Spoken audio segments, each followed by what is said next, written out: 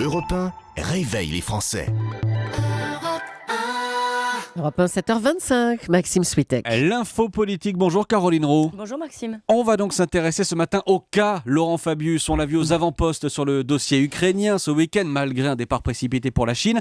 Aux avant-postes donc de ce qu'on peut considérer comme un succès de la diplomatie européenne.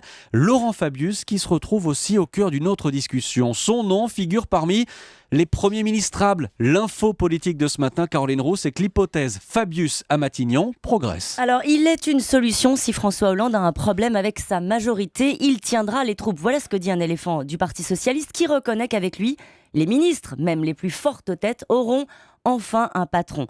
Les barons de la majorité, fatigués des improvisations et du psychodrame permanent, lui reconnaissent deux qualités à Laurent Fabius, deux qualités essentielles dans ce moment de trouble au gouvernement. La connaissance de l'appareil d'État et l'autorité. L'hypothèse faisait sourire Maxime il y a quelques mois.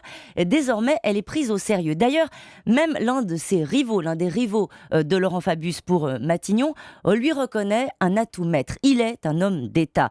Alors, l'ancien Premier ministre a pacifié, il faut le savoir, ses rapports avec François Hollande. En privé, il dit souvent « Je suis le ministre de François Hollande ».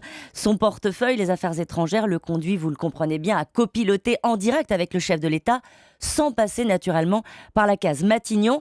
Dans la catégorie de ceux qui y croient, un élu vert qui ironise « En nommant Fabius à 67 ans, François Hollande, au moins, ne se crée pas un adversaire pour 2017 ». Oui, mais il y a un mais dans votre scénario, Caroline Roux. Laurent Fabius avait laissé fuiter il y a quelque temps dans la presse qu'on lui avait proposé Matignon et qu'il avait refusé. Et je vous confirme, Maxime, que c'est ce qu'il dit en ce moment même à ses proches pour évacuer le dossier. Il dit « ça ne m'intéresse pas ». Un de ses anciens amis raconte qu'il a d'ailleurs cessé de réunir ses proches, vous savez, les Fabusiens, ce qui dans la galaxie Parti Socialiste veut dire qu'il a renoncé à se compter. Malgré tout, vous connaissez la formule. On ne refuse pas Matignon. L'hypothèse Fabius progresse, mais elle ne fait pas totalement l'unanimité. Il n'y a pas une forte attente de Fabius, ni dans la majorité, ni dans l'opinion, dit un jeune député qui rappelle quand même qu'il avait 7 ans quand Laurent Fabius était déjà Premier ministre.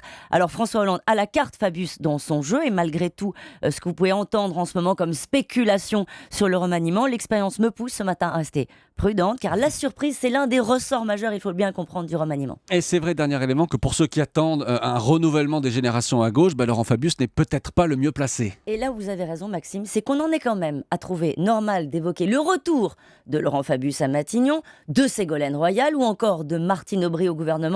Il ne manque plus qu'à rappeler Dominique Strauss-Kahn pour refaire la Dream Team de Lionel Jospin. La réalité, c'est que pour son remaniement futur, François Hollande est confronté à un problème de calendrier, même si vous l'avez vu, on parle beaucoup en ce moment de l'après-municipal, c'est désormais le scénario qui tient à la corde. Entre les municipales et les européennes. Exactement, alors qu'auparavant on parlait plutôt de l'après-européenne. Donc problème de calendrier, problème d'équilibre politique, naturellement avec la question des Verts, mais surtout, Maxime, problème, on le voit ce matin, de ressources humaines. Laurent Fabius, à nouveau à Matignon, point d'interrogation, avec un gros point d'interrogation. François Hollande y pense donc visiblement parmi d'autres hypothèses. C'est l'info politique de Caroline Roux tous les matins à 7h25 sur Europe 1. À demain, Caroline. À demain.